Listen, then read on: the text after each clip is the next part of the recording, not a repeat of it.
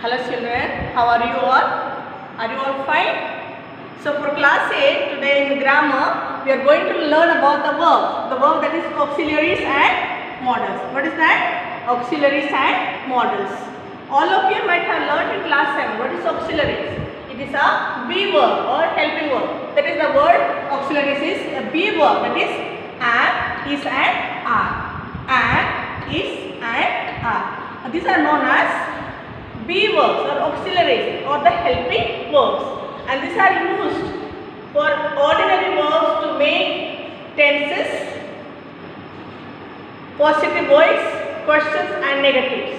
They are all called auxiliaries or the helping verbs. And what is modals? Modals can be the words can, could, may, might, will, would, shall, should, might and would. Once again here the modals are can, could, may, might, will, would, shall, should, must and would. So all these are modals. Now you might have seen what is the auxiliaries. Auxiliaries are here. How they can function here. We can see for the simple example, she is a student. She is a student. How can you this sentence, how it can be used for the negative and a simple statements? Is she a student? We can make question form. Is she a student? Or we can also, she is not a student. She is not a student. Clear? Can you use she is a student. A simple sentence can made as question form. Is she a student? Or the negative form. She is not a student. The same way with another word. He has gone. He has gone. Can same thing can be made. Has he gone? Or has he is not gone? Has he gone or he is not gone? Okay, is it clear now? We can also use with the using not, the word not. When you use the word not, the short form int. Short form int. For example, she isn't a student. Like she isn't a student. Is it clear? She isn't a student. For another auxiliaries to be and have. So for example, you can use he has repaired the computer. For example, he has repaired the computer. Okay, this is how it is used with the have and be. This also can be used with passive forms. This also can be used with the passive form. Passive forms like, what is the example could be? German is spoken in Australia. German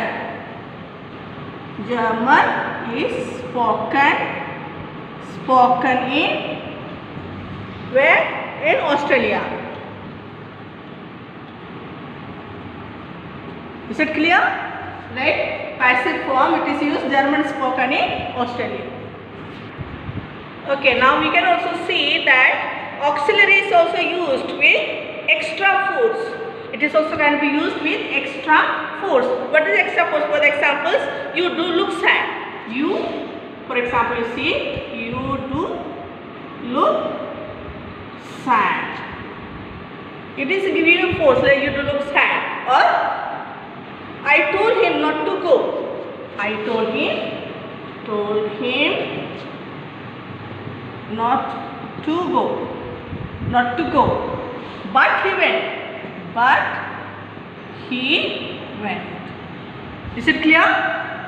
Next you can see about the word be and have and do are main verbs. How it is follows here. For example, you can see I had a late lunch today. I had a late lunch today. Is it clear? I had the word use of had. I had a late lunch today. Clear? Okay, now we can see about the use of can, could, may and might. Now we can see about the modals. We learned about the auxiliaries. Now we can see about the modals. Can, could, may and might. How the use of can. Means you can use the word can you swim, for example. You can use can you swim.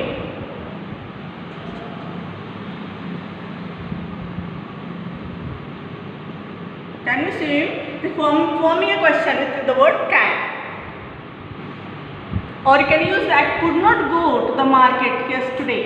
I could not go to the market today. The simple examples I am giving here. The use of can and could. It is used with the ability in the past. It is used with the ability in the past. I could not swim across the river. Like I could not possible. Possibilities means I could not swim across the river. Is it clear? This is the possibilities. The word can and could is used with the possibilities.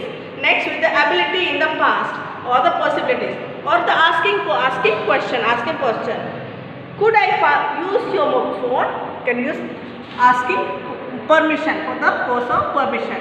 Like could I use your phone, or could I ask you a personal question? Could I use your phone? Like could I use your phone? Is it clear? Like asking the permission, getting permission from the others. Or it is also used with when we make the question, request. Like can I have a glass of water? We are requesting the persons. Can I have a glass of water? Can I go? Can I sit down here? Can I have a glass of water? Or can I have a tea? These are for the asking, requesting. It is also used with may and might. How the may and might is used? Where we can use with the possibilities. I could be at home now, or may succeed. May God be with you. Means always asking grace for the wish. May God bless you. May God bless you. Now we can see about the use of will, would, shall, should. We can use the use of will, would, shall and should. How this is used? The word will. Will is used to talk about the future. Will is used to talk about the future. So how will you use this? For example, I will never forget you. For example, I will never forget you. Did you get? I will never forget you. The word will, that is in the future. I also use this for the shall is statement about the future. It tells you about the statement about the future. I shall be pleased to help you. Like example, I shall be pleased to help you. This is just the statement. This is just to use the statement for the future. I shall be pleased to help you, or I will give you a lift to the station. It is an offer. Giving an offer to the person. I will give you a lift to the station, or we will put you up for the night. We will put up with you for the night. For example, we also can use that often. We use will you or would you. For will you have some more grapes? Will asking. Will you have some more grapes? This is asking for a request. Okay? Is it clear, children? Or would you like to have an ice cream? Would you like to have an ice cream? This is asking question. Or we can also use will you or would you. For will you pass me the salt, or will you pass for me the salt, or will you pass me the book? This is how it is used. The word used of shall and should, which is offers or suggestions. Should I shut the door? Asking the suggestion. Should I shut the door? Suggestion. Okay? Like should I shut the door? Is it clear? Should I shut the door? Or shall we record this program? Or shall we record this program? This example, this for the how the suggestions are given. Okay, now we'll see about the use of must, ought and need. The word must, ought and need. How, where do we use the word must? For example, must is used for necessary or obligation. It is used for necessary and obligations. What is the necessary and obligation? Like example, we must be honest for necessary. We must be honest. It is for necessary and obligation. It is necessary that we must be honest. Or you must give up smoking. You must give up smoking. It is necessary. It is necessary and must. You must be honest, or you must give up smoking, or I must get up at 5 o'clock. Make sure that you must get up at 5 o'clock. This is also used with the obligation comes. The must is used for the obligation must. Like I must be on a diet. I must be on a diet. Is it clear? Okay, now the use of ought. Where the ought is used like must, but it is not very strong. Must is more stronger than the ought. Must is stronger than ought. Ought is not very strong. But you can say in the same times you can give an example. We ought to be honest. Like we ought to be honest. We ought to be honest. We must be honest. That is, make sure it is necessary and very important. But we ought to be honest. Means it is okay, but a little more weaker than the word must. Or you ought to read this book. You ought